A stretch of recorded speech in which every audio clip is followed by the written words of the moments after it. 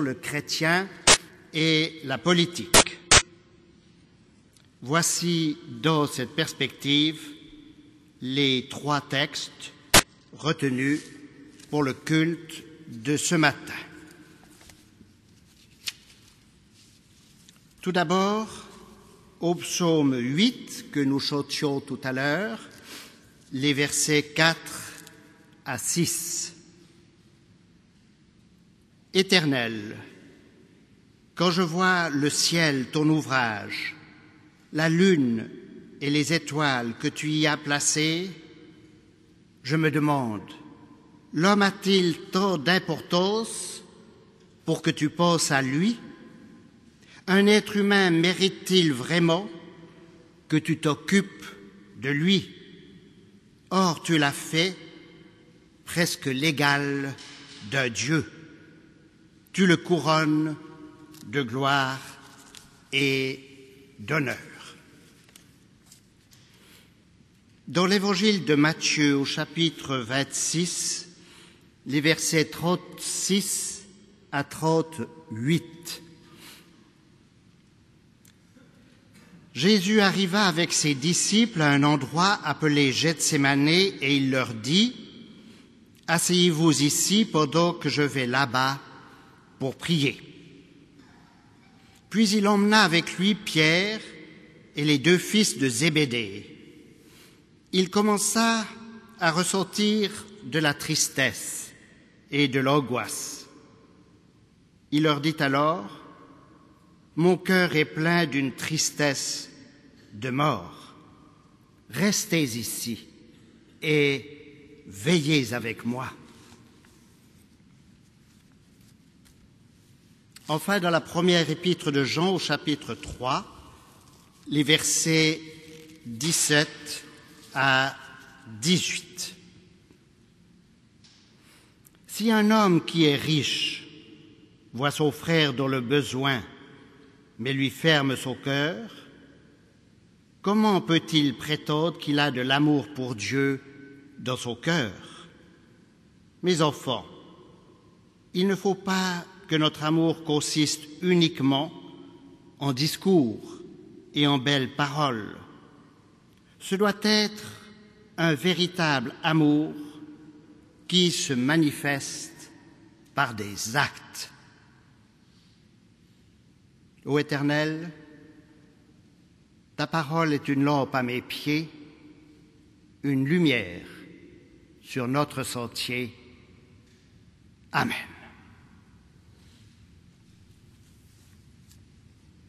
Frères et sœurs, je vous invite à chanter le cantique 278, la première, la deuxième et la quatrième strophe de ce cantique 278.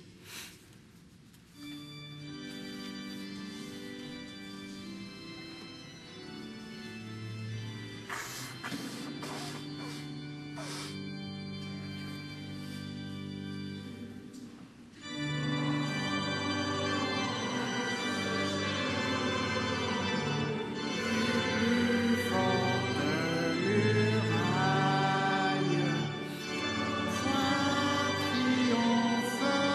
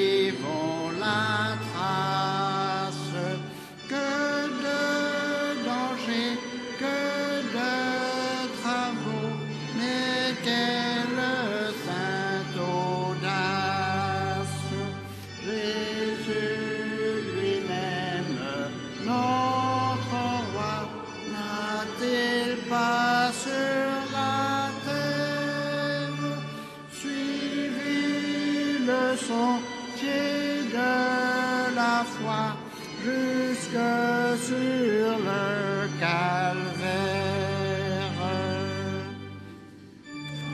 Vois ces larmes du chrétien pour vaincre l'adversaire. C'est la force qui le soutient pour gravir son calvaire. La foi qui vit au fond du cœur et l'air pris d'espérance le rend pour l'amour du Sauveur la souffrance.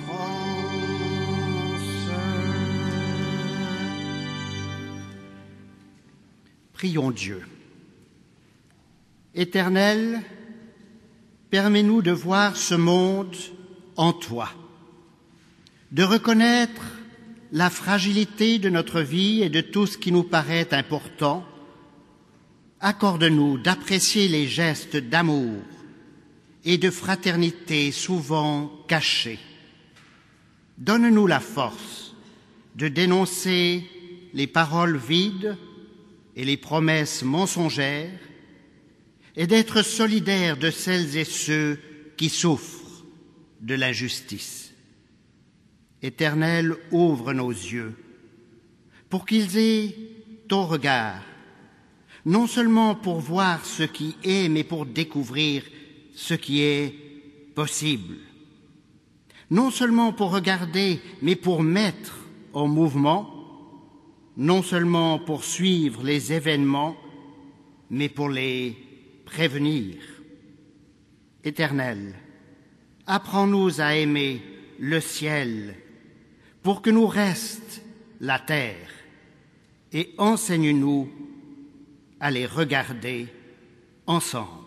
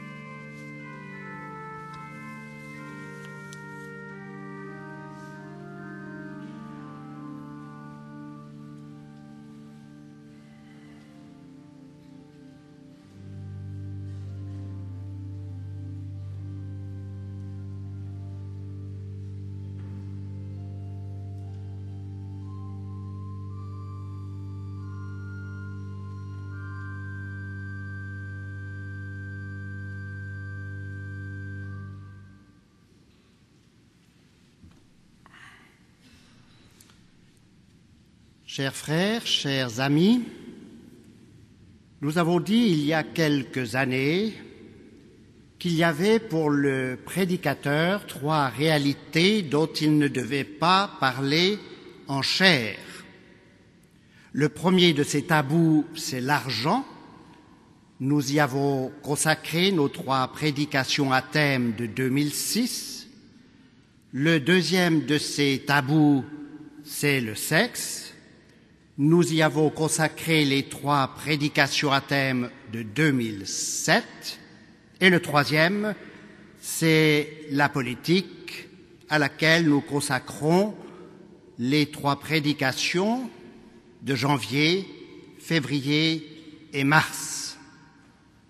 Le titre de cet ensemble, le chrétien et la politique, mais pour aujourd'hui plus particulièrement, le ciel et la terre, non à l'aliénation religieuse. Et plutôt que de placer l'ensemble de cette prédication sous l'égide d'un verset biblique qui deviendrait en quelque sorte un texte prétexte, nous préférons, chemin faisant, nous référer aux Écritures. Le plan de cette prédication-conférence comportera 3 étapes et j'aimerais ouvrir la première par cette citation.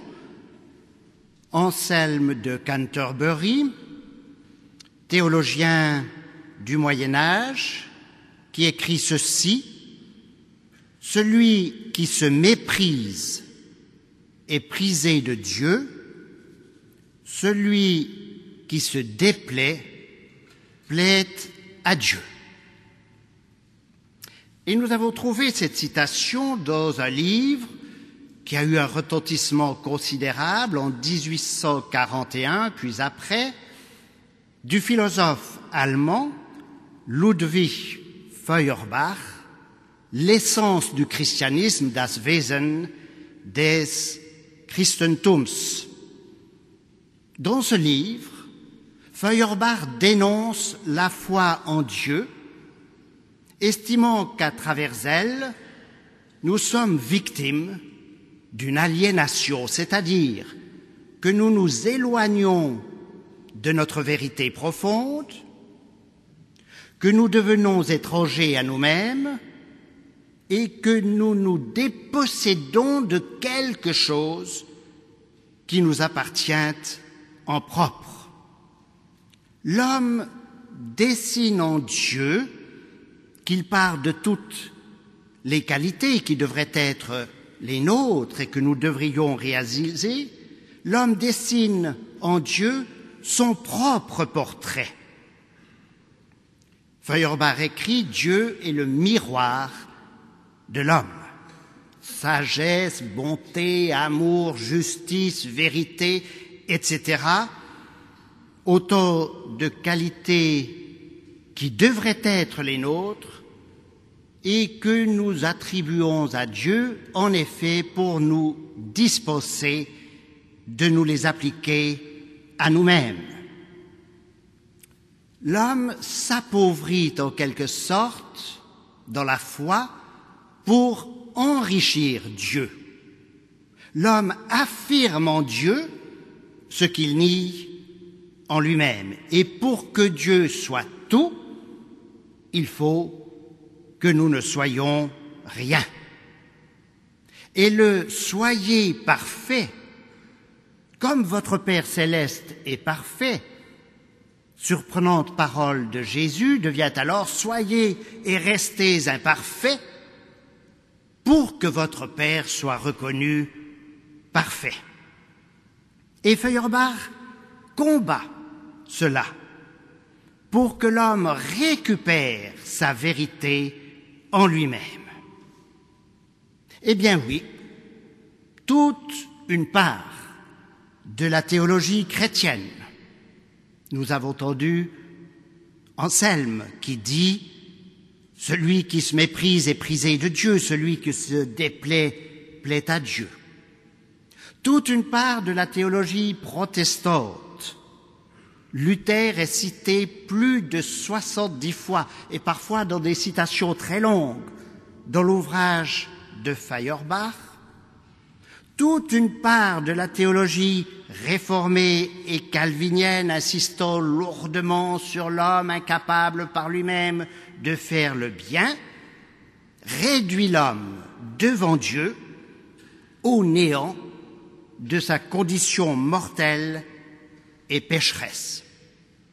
Mais Dieu a-t-il besoin de notre abaissement pour être grand et pour être Dieu? Nous ne sommes plus des esclaves courbés. En Jésus, nous ne sommes plus cela.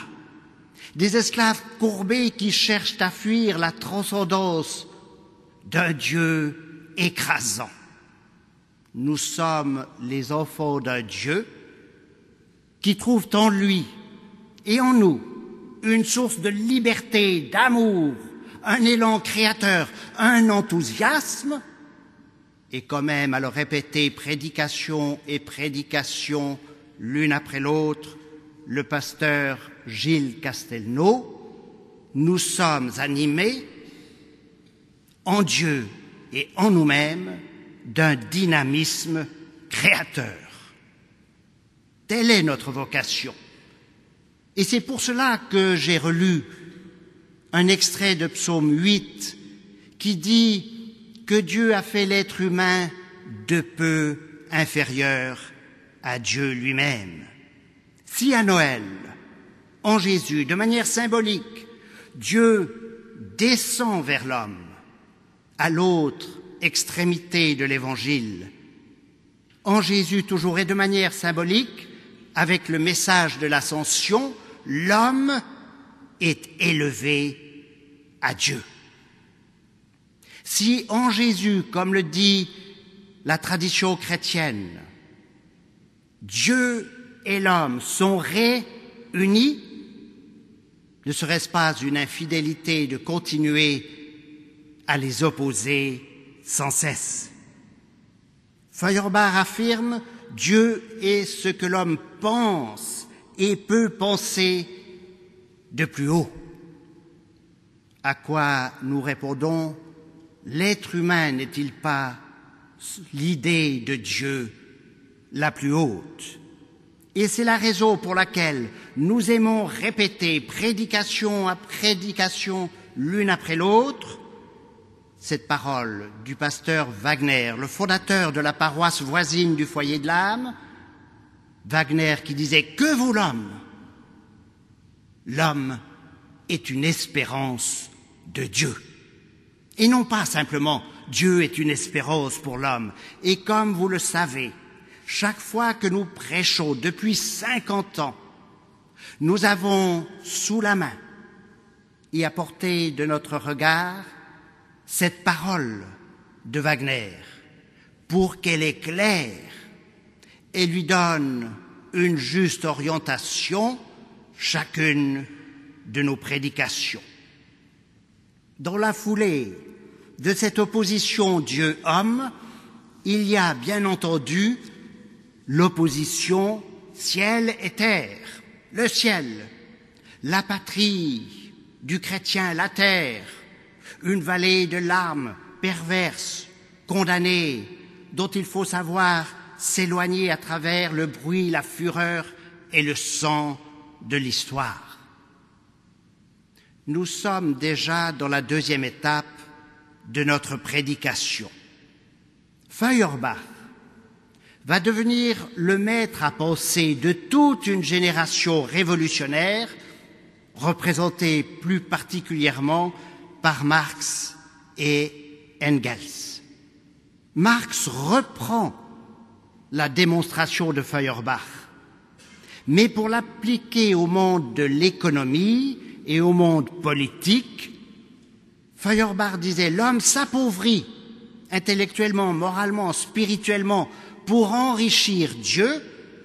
Marx dira « L'homme pauvre matériellement, celui qui vit un enfer ici-bas, va rêver d'un paradis divin où Dieu lui donnera tout ce qu'il n'a pas eu sur cette terre. » La religion, disait Feuerbach, est le rêve de l'esprit humain. Marx répond, nous le savons bien, la religion est l'opium du peuple. Mais Marx va aller plus loin. Les puissants, les princes qui gouvernent nos États ou nos églises vont enseigner à l'être humain la résignation et surtout aux pauvres pour qu'ils ne se révoltent pas et qu'ils ne connaissent pas les chemins de la révolution. La religion est instrumentalisée par les pouvoirs pour calmer le jeu par les promesses d'un au-delà. Alors, pour illustrer cela, nous aimerions vous faire 4 citations. Certaines d'entre elles ont déjà été mentionnées ici. La première est de Necker, protestant, banquier, homme politique, ministre, qui en 1788 écrit ceci: « Plus l'étendue des impôts entretient le peuple dans l'abattement et la misère, plus il est indispensable de lui donner une éducation religieuse, car c'est dans l'irritation du malheur qu'on a surtout besoin et d'une chaîne puissante et d'une consolation journalière. » La deuxième est de Montalembert, discours à l'Assemblée législative de 1848, c'est une date importante, c'est l'année où paraît le manifeste du Parti communiste signé par Marx et Engels. Voilà ce que déclare Montalembert. « Quel est le problème aujourd'hui ? C'est d'inspirer le respect de la propriété à ceux qui ne sont pas propriétaires. Or, je ne connais qu'une recette pour inspirer ce respect de la propriété, pour faire croire à la propriété ceux qui ne sont pas propriétaires, c'est de leur faire croire en Dieu. Et non pas au Dieu vague de l'éclectisme de tel ou tel autre système, mais au Dieu du catéchisme, au Dieu qui a dicté le décalogue et qui punit éternellement les voleurs. Voilà la seule croyance réellement populaire qui puisse protéger efficacement la propriété. Casimir Périer, un discours à la Chambre des députés en 1831. Il faut que les ouvriers sachent bien qu'il n'y a de remède pour eux que la patience et la résignation. Enfin, cette citation d'une encyclique du pape Pie IX, Nostis et Nobiscum, en 1849, ce pape qui est l'auteur des dogmes de l'Immaculée Conception concernant la naissance de Marie et de l'infaillibilité pontificale. Que les pauvres se souviennent, d'après l'enseignement de Jésus-Christ lui-même, il fait allusion à « heureux les pauvres », qu'ils ne doivent pas s'attrister de leurs conditions, car la pauvreté même leur a préparé pour le salut un chemin plus facile, pourvu toutefois qu'ils supportent patiemment leur indigence et qu'ils soient pauvres, non seulement en réalité, mais encore en esprit.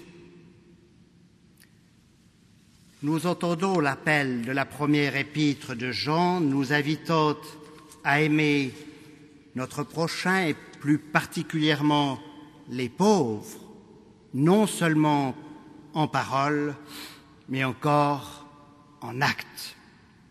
On nous dira que les chrétiens ne disent plus véritablement cela aujourd'hui. À voir. Et puis, il n'y a pas les chrétiens uniquement. Il n'y a pas que la France pour les tyrannies politiques ou religieuses. Mais voyez-vous, n'oublions pas qu'il y a 3 ans, le philosophe Michel Onfray publiait un livre intitulé « Traité d'athéologie », 3 ans, et ce fut un best-seller qui reprenait de manière caricaturale et simplificatrice tous ces arguments de l'aliénation religieuse. Il y a beaucoup plus d'agressivité qu'on le pense dans une frange de l'athéisme contemporain, hostile à toutes les religions et anticlérical. Alors, parce que nous sommes les héritiers de cela, reconnaissons qu'il y a eu et nous lui consacrerons la prochaine prédication, la réaction d'un christianisme social qui nous invitait à retrouver la terre, nos engagements, nos responsabilités dans la cité. Et Wilfred Monod, le pasteur de l'Oratoire, publiait en 1902 un recueil de prédications dont le titre nous paraît banal aujourd'hui, je vous l'ai déjà dit, sur la terre, sur la terre. Mais on attendait d'un pasteur d'alors qu'il publiât un recueil de prédications non pas intitulé sur la terre, mais vers le ciel. Ce n'est pas parce que nous avons les deux pieds sur la terre qu'il nous faudrait alors regarder exclusivement vers le ciel. Nous avons les deux pieds sur la terre et il faut nous mettre en route. L'incarnation, que dit-elle pour notre culte? Notre prédication doit-elle être une prédication en l'air, éthérée, atemporelle, déconnectée de nos contextes, conduisant à des rêveries, à une fuite, un opium? En 1970, le pasteur et professeur Georges Casalis fit grand bruit en publiant un ouvrage intitulé « Prédication, acte politique ». Il disait là que Jésus de Nazareth ne saurait être pour nous, ce sont ses mots, un fantôme atemporel et sans consistance. Et puis, parlons-en, puisque tout le monde en parle. Simone de Beauvoir, dans son livre « L'Amérique au jour le jour », évoque un culte dans une communauté noire auquel elle a participé à Harlem en 1947. C'est l'année où paraît La peste d'Albert Camus. Et elle dit qu'elle est bouleversée. Une cérémonie bouleversante, écrit-elle, par la force, le dynamisme et la beauté de ce culte. Mais, conclut-elle, là comme ailleurs, la religion veut conduire à la résignation et elle est un dérivatif. Pensons à la doctrine des deux règnes du réformateur Luther. Deux règnes, la vie terrestre avec la vie sociale et politique et la vie éternelle avec le ciel et le salut. Et l'on a estimé qu'il y avait là une doctrine, alors que Luther n'a jamais écrit d'ouvrage sur cette question, et on a fait de ces deux règnes une sorte de dualisme rigide, de dichotomie, et Karl Bratten, un des grands spécialistes de Luther et de la tradition luthérienne, écrit que cette dichotomie radicale a conduit à une hérésie luthérienne. Et il en veut pour preuve ce qui s'est, entre autres, passé sous le nazisme, où des protestants luthériens ont dit « Ne nous occupons pas des choses de ce monde, de la politique, mais exclusivement du ciel et de l'annonce du salut. » Et puis, il y a la séparation des églises et de l'État. Ça n'est pas la même chose. Il ne faut pas confondre ces deux réalités. La séparation des églises et de l'État est une pensée beaucoup plus moderne. Eh bien, Wilfred Monod ce pionnier d'un christianisme social qui était acquis à la séparation des églises et de l'État, qui donna lieu à la loi que l'on sait, non pas les séparations de l'Église et de l'État, mais des églises et de l'État. Wilfred Monod, qui savait bien que l'Église a trop souvent utilisé le sabre pour imposer des doctrines intransigeantes, voire cacher des injustices, et que l'État a utilisé le goupillon pour bénir ses malfaçons.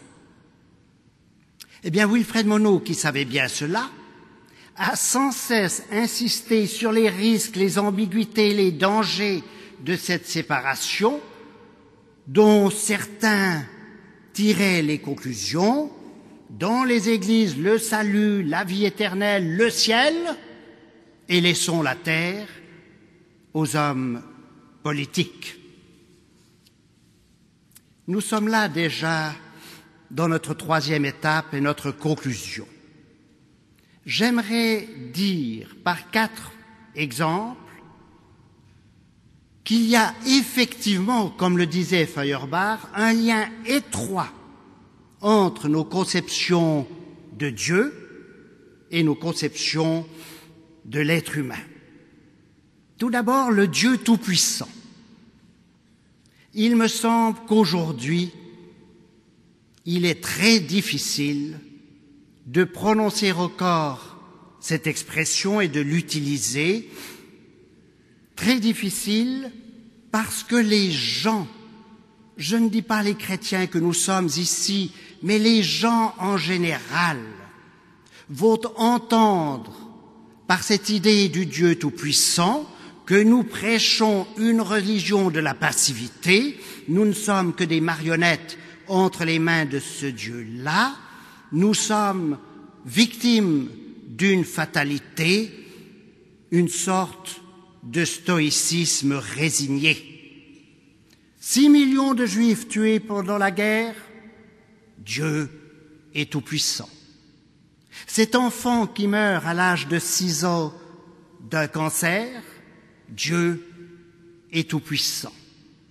Les gens ne peuvent pas entendre, avec cette expression, le Dieu d'amour, qui devient pour eux un Dieu arbitraire. Deuxième expression, le Dieu qui est au ciel, notre Père qui est aux cieux. Nous savons bien que c'est de la mythologie, que cette expression est devenue symbolique, une vérité de vitrail. Mais parler de ce Dieu au ciel va faire entendre, là encore, aux gens quels qu'ils soient, que nous prêchons un exclusivisme spirituel, une religion désincarnée, atemporelle, que Jésus est pour nous une sorte d'ectoplasme, ce Jésus de Nazareth atemporel et sans consistance dont parlait Georges Casalis.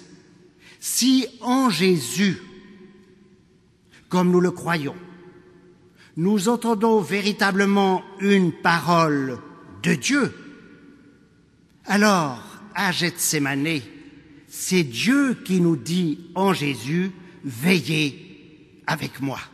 C'est Dieu qui nous appelle au secours, c'est Dieu qui nous appelle à l'aide, et non pas simplement nous qui nous tournons passivement vers lui pour lui dire veille avec nous. La prière d'intercession surtout. Bien sûr, dans nos cultes, elle est importante pour montrer que nous ne pensons pas qu'à nous-mêmes, que nous vivons ce culte avec d'autres et pour eux.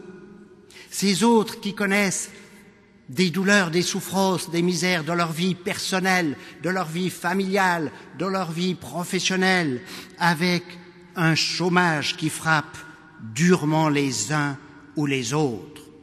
Mais voyez-vous que l'on ne pense pas que joindre les mains, c'est se croiser les bras. Wilfred Monod disait « Prier, c'est exaucer Dieu, non pas simplement attendre que Dieu nous exauce. »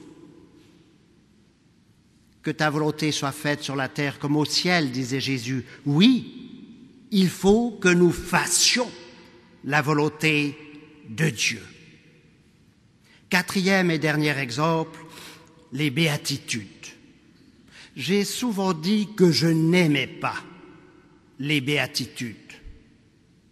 Je veux dire par là l'interprétation et la lecture qu'on en fait trop souvent. Heureux les pauvres, car le royaume de Dieu sera à eux après leur mort. C'est ce que nous entendions sous la plume du pape. Heureux ceux qui pleurent, car ils seront consolés, mais au ciel et dans l'au-delà. Dans cette interprétation-là des béatitudes, nous sommes en pleine aliénation religieuse. Nous ne disons pas le ciel ou la terre, mais nous disons les deux, la terre et le ciel. Albert Schweitzer disait qu'on peut classer les grandes religions du monde, les grandes orientations métaphysiques et morales en deux catégories. Celles qui prêchent le détachement de ce monde mortel, de ce monde de péché, de ce monde mortifère, par l'ascèse, par exemple, pour nous orienter vers le ciel, surtout d'abord, voire exclusivement. Puis des religions qui enseignent l'attachement à cette terre, qui est création de Dieu par sa bonté, par sa beauté, qui est attachement à ce monde, à son histoire, à ses souffrances, attachement au prochain. Et Schweitzer de préciser, eh bien le christianisme, c'est une de ses originalités, prêche les deux en même temps, l'attachement et le détachement, la terre et le ciel. J'aime que Sylvain Estibal, qui a consacré à Théodore Monod un très beau livre d'entretien, intitule son livre, parce qu'il a bien compris cette vérité, « Terre et ciel ». Amen.